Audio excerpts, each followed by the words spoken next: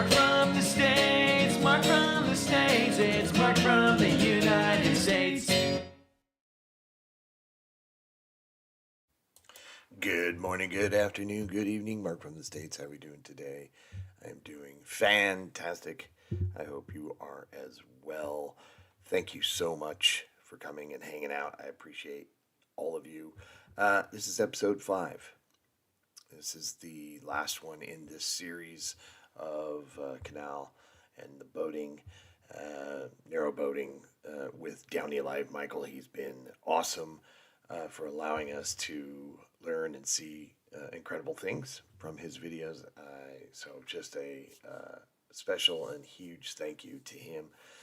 Links to this video and to his channel are just a little scroll down away for you to take you right there. And if you have a like and a subscribe to give today, please consider doing it on his channel.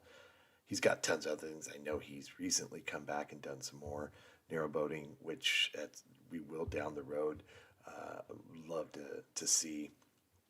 But we're going to finish up this journey of his, and it's been amazing.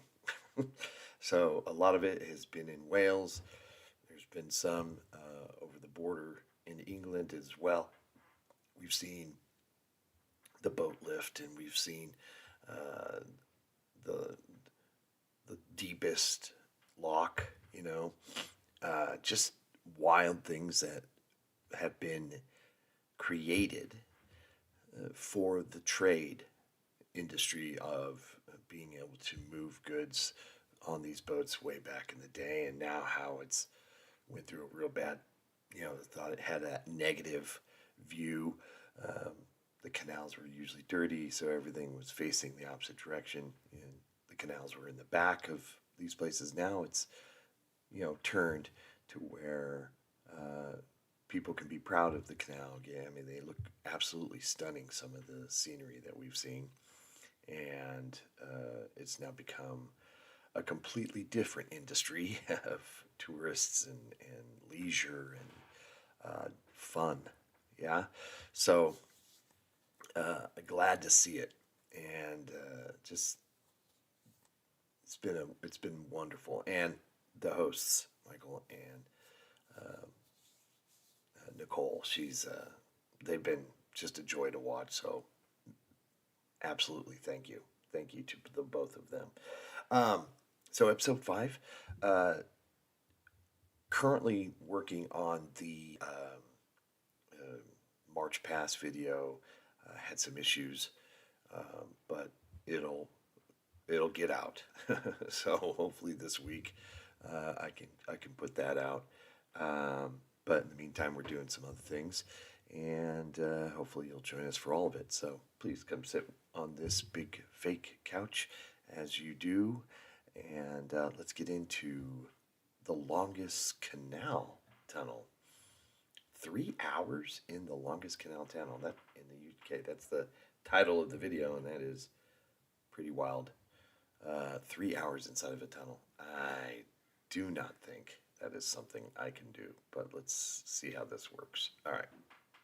And we finally made it to see one of the 7 wonders of the waterways. This is the deepest and longest canal tunnel in the United Kingdom. This tunnel isn't like any other. It's an interesting marvel of the canals. Welcome to the Standedge Tunnel. Standedge Tunnel, Marsden, UK. Who better to take us through than the Canal and River Trust themselves? Life jacket and a high-vis vest. Now we're getting serious. Yeah. Starting in West Yorkshire at the foot of the famous Pennines Hills, we're going underground. Oh, here's our ride. This interesting vessel is specially designed to safely take us into the tunnel. Since the tunnel is so tight, this boat is built differently than a normal narrowboat. So it has bow thrusters. Starting with the fact that it's electric. So you have propeller at the front and the back, and they can be set forwards, backwards, and side to side. I was wondering if, excuse me, I was sneezing and coughing. I was wondering if they were able to take their own boat in there. Narrow, special boat, electric powered, and a lot of precaution. This is a serious deal here. still don't think I would want to. I don't know, we're gonna play it out here, but at this moment, 3 hours underground, not something I'm looking that I'd be looking to do. I think 20 minutes, I think, would be tops for me. It's like, okay, I get it. We're underground. It's dark, damp. Yeah. This is like an extra trailer that it pulls almost. This is the power unit. The batteries are under here. So there's 36 traction batteries, 2 volts to cell, the 1,400 amp hours, so plenty of power, because we used to tow boats through the tunnel with this system. And there's one big row there, and there's a big row Another there. matching row there. Yeah, yeah. And so no diesel exhaust, and it's quieter. That's right. Yeah, it's great. Of course. And environmentally friendly as well. Environmentally friendly, of course. Yeah. Before we can go into the tunnel, we need to make sure we have the appropriate safety procedures in place. A gas monitor, so it monitors carbon monoxide fumes in case there's a fire or anything like that, or diesel engines. It also monitors oxygen levels. Obviously, if the oxygen levels drop, we need to get out of there because something else is replacing the oxygen. It does hydrogen sulfide because you get hydrogen sulfide in there.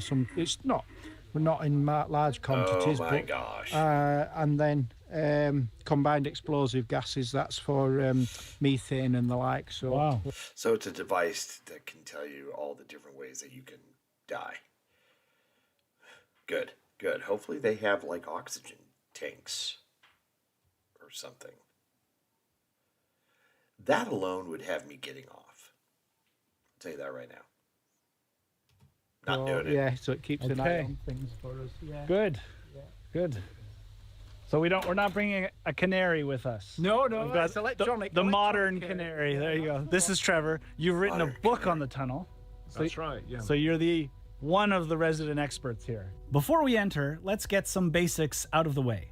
Why was it built? Yeah, so there were 3 competing canals being built at the same time. To cross the Pennines. To is top that- across the Pennines, yes. The 3 options to get across the Pennines are to either build a lot of locks, taking boats up and over, which would take cargo vessels a very long time to cross, or they can meander their way around the Pennines, also taking a long time. Or But- the third option, and the fastest, I understand going through it is always the quickest option, but man, going around, you get to see this lovely countryside. You're not going to get that view going across or going through it. Yeah, the lock system would be agonizingly boring. is for vessels to pass through a very long tunnel under the Pennines, which is what the Standedge tunnel did. This is the shortest route, but it does entail digging a 3¼ mile tunnel, unfortunately. But it is the shortest route, but the tunnel proved to be a little bit of a difficulty. Right, Yeah. Yeah. This canal tunnel was the first tunnel built here, opening in 1811, but 3 train tunnels have been built since. So now there are 4 tunnels. That's the canal tunnel. Yeah. And then you've got the 2 dead bore tunnels on the left, the disused rail tunnels, and the live tunnel on the right. And there's loads of connecting passageways. There's about 30 odd of these. So in the disused rail tunnel, we have a van driving through, keeping pace with us. So we'll give him a wave at various points. If you see a smiley face, it's not a ghost, it's our shadow. So. And then the shafts going up to the surface as well, Right. every so often as well, but they're quite wet. You'll see them when we come on through them. The reason there's 3 rail tunnels, they built that one first, 1848, well 1849, the date's wrong on that. Then that's only single track, so they opened the second one for going, so you had one for each way then. Right. And then they opened the double track tunnel because the line was getting busier and busier, and the freight trains were holding up the passenger trains because they were so heavy and slow. So that way they had 2 tracks of freight train and 2 tracks of passenger travel. The tunnel is about 3¼ miles in length. Wow. It's roughly 620 feet above sea level at this point, and at the deepest point it's about the same below ground. Wow. Can we just acknowledge the feat of building not 1, 1904, and this is all happened before 1900. All the mid to late 1800s. Man, just incredible. I did notice that what looked like a pub or something right there before the tunnel. That's where I would be getting off the boat and watching, I think, whoever is with me continue on their journey. I dig that they have to, take you through. Can you imagine allowing just the average Joe to go on their own? Holy smokes. The shafts, some of the shafts go down to about 500 feet below ground. Obviously, they didn't dig them at the deepest places. So for our Wild. safety, the Canal and River Trust has a van going through on one of the disused rail tracks to monitor our progress, to make sure we're hitting all the checkpoints and getting through. That's right, yeah. Okay. Yeah. Thank you, Trevor. These are PIR sensors wild. in the railway tunnel that Alistair will be driving through. And these are PIR sensors in the canal tunnel. It's a sensor, so it knows when you're there and the light will come on. Ah. So when Alistair gets there, that light will come on, and when you get there, that light will come on. So we can communicate and you can see us visually with lights as Yes. to our progress. Yes. So we're safe. Yeah. Thank you. That wasn't convincing. All right, let's board. You run tours through here. We do, yeah. We do short trips into the tunnel with a guide on board telling you about the history as you go. So you've got a skylight and seats for people to be inside so they can be protected if it's dripping. Yeah, and with that you can see the roof as well. So when we're hoping to reintroduce the through trips like what we're doing for you today, and when we do that you can see everything through the windows and that, because the lights outside show it all up beautifully. So Radio check. Radio check, Rick! Radio check. We're a little close. It's good to be this close. This is why we check. We're off into the Standedge. longest, highest and deepest canal tunnel in Britain. Wow. We're only beaten by 2 in the world. Okay, I was gonna just ask. So for doing this trip, we have to have a qualified boatmaster on board, which is me. So I'm the boss for this trip. So get worried now. Oh dear. So we have 2 bright lights leading the way. We have lights down the side of the boat so viewers can see out the side. Every so often in the roof, there's a plate with a number on, and they tell you where you are in the tunnel. The legging plates, because when obviously they didn't have motors like we do, Right. Or engines, so they had to use the feet against the wall. Yeah. Laying on they lay on the boat with the. That is insane. That is so wild how they had to do that. That is so wild. And doing that the whole, I mean, that's how long, I wonder how long back in the day it took them. Look at those guys. Oh, some tough dudes right there. Jeez. I think I gotta get a photo of this. This is great. This is wonderful. Take a little picture of that. That's awesome. One person with the feet out one side, one person with the feet Oh my out the other, gosh. and they walk along the walls to push it through. Wow. So the legging plates, there's one just coming up, because you were laid on your back, you could see them. There it is. They count down as we go and give you an idea of how far you've got to go. This will not talk to the outside world now. Right. It's still useful to have it with us, because if the shadow's close by, we can speak to the shadow on this. Okay. So the man in the van following us through. Right. Which is not normally something you want, a man in a van following you, but in this case, it's a good thing. Yes. Yeah, right. Very true. Very true. Yeah. They call him the Shadow. Yes. And just to say, we can't see the end.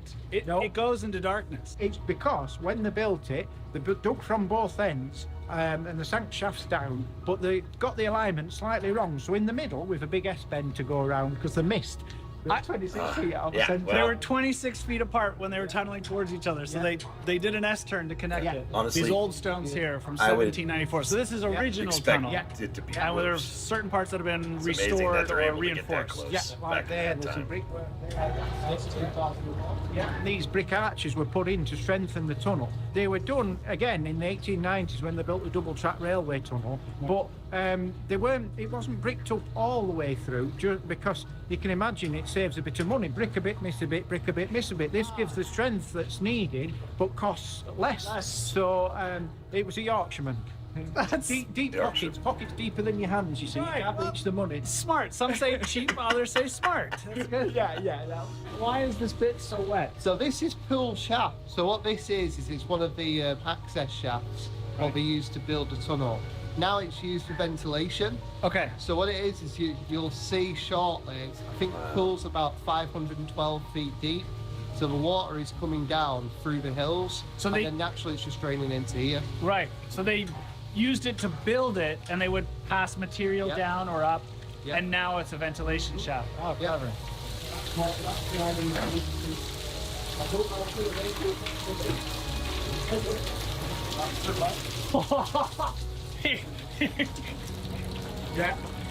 Yeah. You got absolutely drenched out here. Look at that.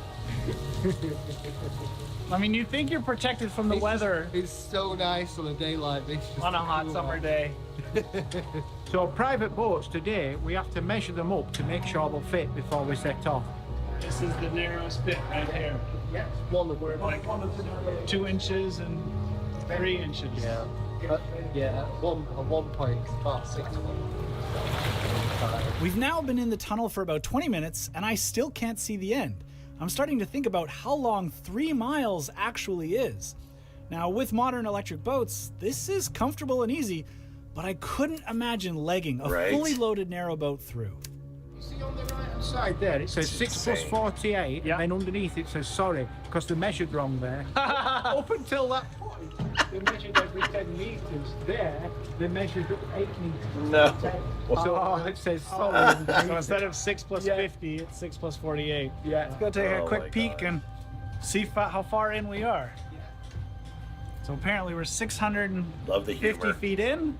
Yeah. And, oh. Here we go. You can see a little bit of the light where we came in, but when you look forward, you still can't see where we're going. What's your favorite part of the tunnel? I would say the central section is the most interesting. It has the largest of 3 wides in it. It also has the famous S-bend. Yeah, not to mention the tightest place of all in the whole of the tunnel. So it has the widest, the windiest, and the tightest. yeah, that's all in the central section. Yeah. All right, so you like all the action. I get it. Yeah, well, when you guiding boats through, that is the bit with the interest. It's the exciting bit. Yeah. So, how do you drive this thing anyways? So this is where the skill of driving this comes into play. It's because just a joystick. You're having to do little mini corrections. Constantly. But I'm responding to what I can hear and feel from the back. It's a little joystick that controls the angle of the front propellers so you can keep the boat from bouncing off the side of the walls. It's a pretty clever little system with little arrows to show you where you're heading. And I'm being given the chance to Oh, drive. no. Now, this is going to be trickier with it being slower. We're coming up to a narrow point. That's it. I never expected I'd get to drive an electric boat through the longest tunnel, the Yeah. longest canal tunnel in the UK. Yeah. Wow. And it's a one-handed What job. a cool experience, though. It's like 2 on your own. I've been practicing for 4 weeks on 4 different boats for this.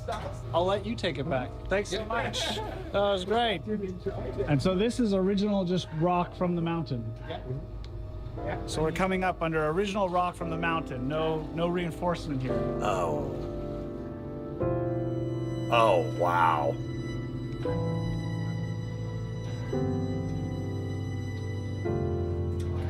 It's beautiful. That's amazing. That really is amazing.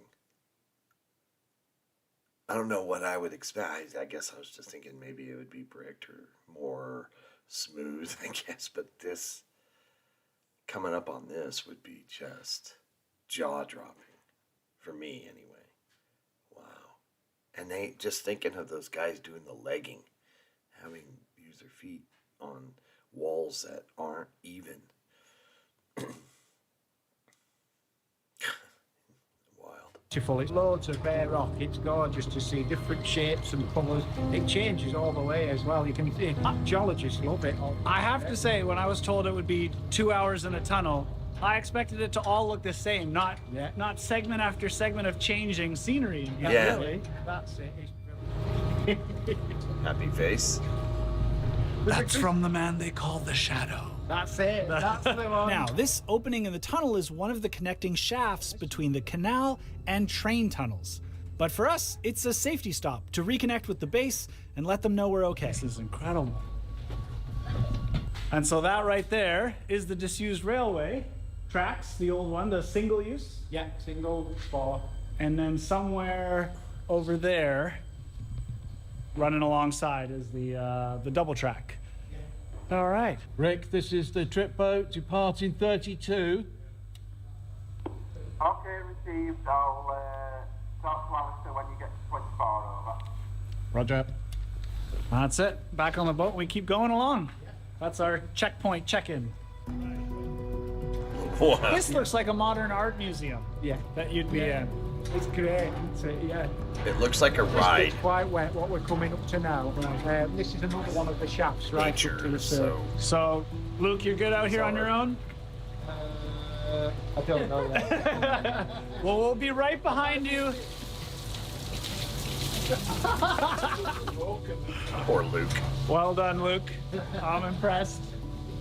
So you see with this as well, the geology of the mountain is that if you see where the striation marks Yeah. are coming down, Yeah. when you get to the middle of the tunnel, you start to see them. They go down? Down the other side. Wow, so you know So at that point you've you reached the see middle. sort of like the sort of like the generic middle of the tunnel. Wow. Yeah. Look at this big piece of rock came off really cleanly. All right, I was with you on that one. This gets knocked regularly by boats. Yeah. Yeah. It looks like prehistoric paintings, but it's just modern boats going through. Yeah, that's the one.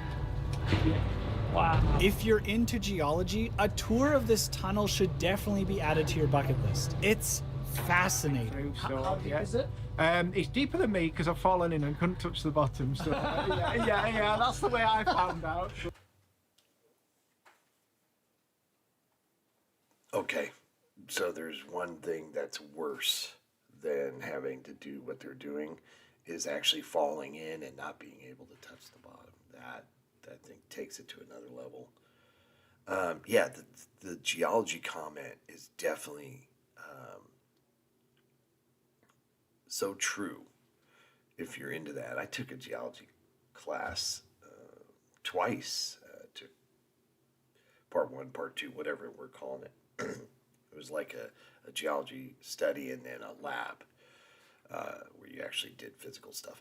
Found it to be very interesting. Didn't think so. I had to like take it to fulfill a requirement, but I found myself very interested in all that entailed of geology. But so I could see why, if that was your field of study and your passion, this tunnel would be something you'd want to see for sure. Just the different type of rock and the shapes and colors. It's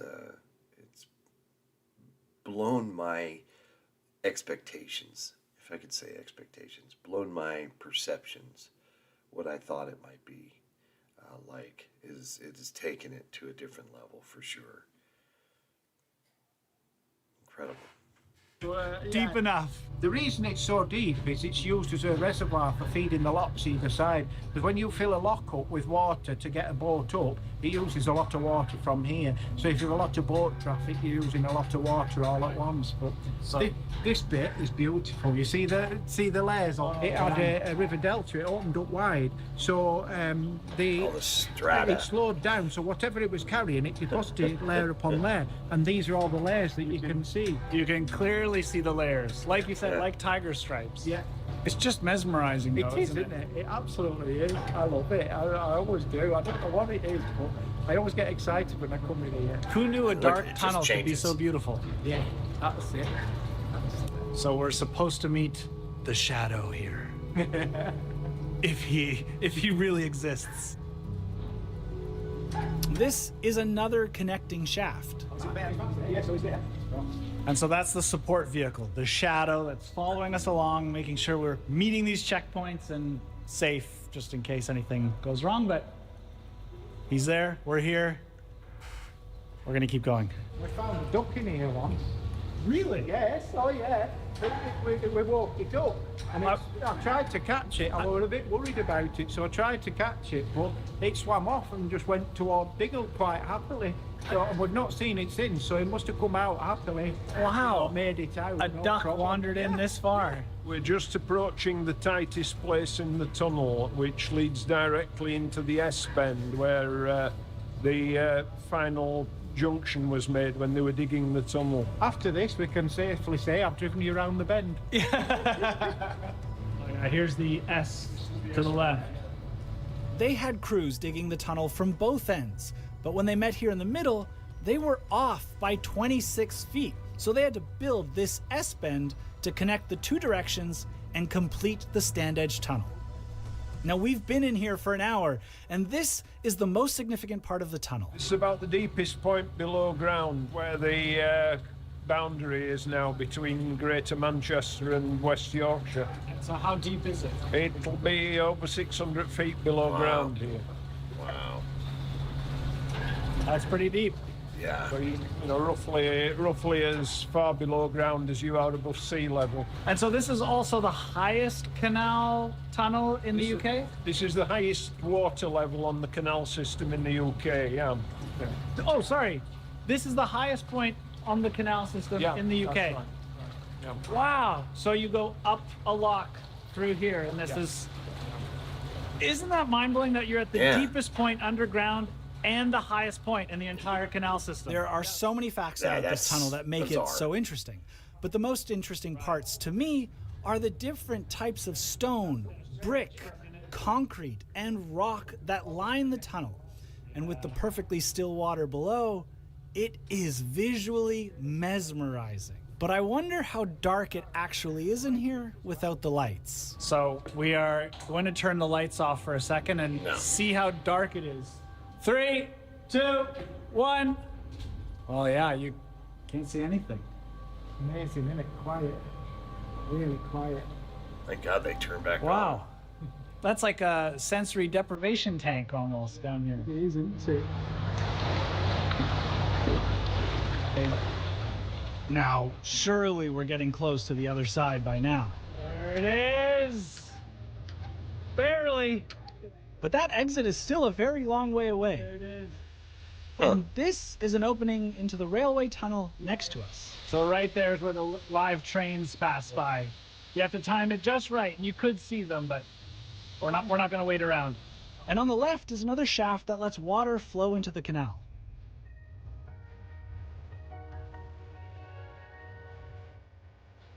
And so they put easy. concrete. Half an hour left. About half an Okay. hour in. You can make your own jokes about the light at the end of the tunnel, but who knew being underground would be so beautiful? Right, so how did they work the one-way system? A young lad called Thomas Bourne used to look after it. He was only 12 when he got the job. Yeah, 12-year-old. And he'd start 12. work at something like 5 o'clock in the morning as well. Imagine trying to get a 12-year-old up at 5 in the morning. That wouldn't happen nowadays, would it? But, so he'd start work, he'd collect the toll money from the boats that were waiting at Marsden End. He lived at Marsden. Say there were 10 boats, for instance. They'd set off legging the tunnel.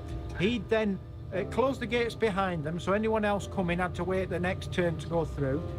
He'd walk their horses up over the top while they were legging the tunnel, so he'd be over the top waiting for them at the other end. What he'd do, he'd let some more in the other end. He'd know they were all out safely because all the horses would be claimed. He wouldn't need to remember how many were going through because obviously they'd claim the horses when they came out. So any horses left over, he knew there were still boats coming through the tunnel. And then So he'd walk back, and that was his morning's work. Then in the afternoon he'd do exactly the same, there and back. So 4 times a day across the moors in all weather conditions, every day.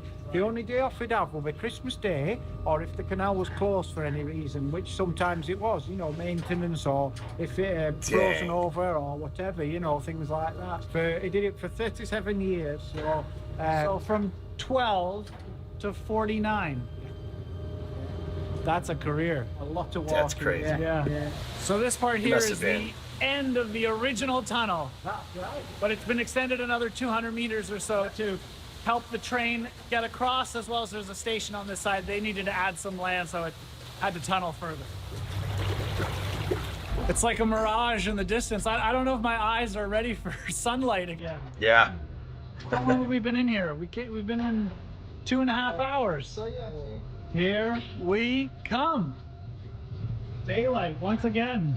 I have enjoyed every minute in the Standedge tunnel, but as we approach the exit, I have to admit I'm looking forward to seeing the sun again.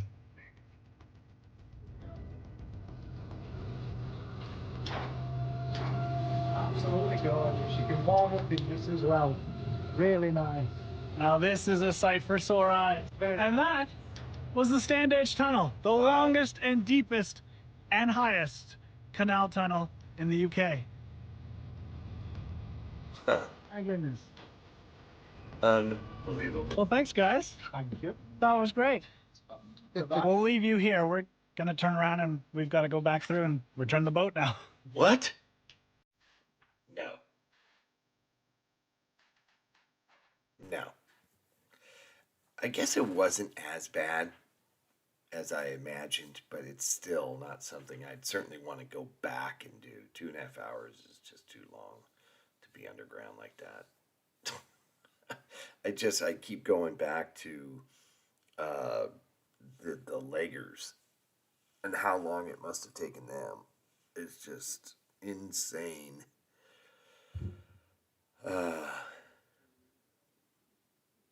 Humans. Wild. Hey, that was awesome. Thank you, Michael. And I can see why your partner elected not to be a part of this one. Just very interesting. Very interesting.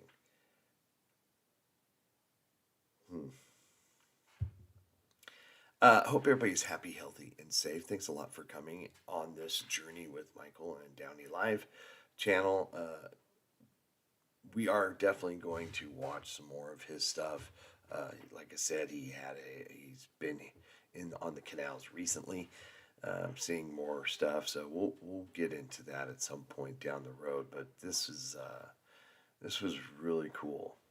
This was really cool, and just remarkable, the feats of humans on what we've seen just in these 5 videos on how to manipulate the waterway and use water to your benefit like this, and building these canals, then raising the boat up and down to get over things, and then building something to go through things. And I love the fact that they didn't meet exactly in the middle right on, so they had to kind of make that, which is totally, I get it, right?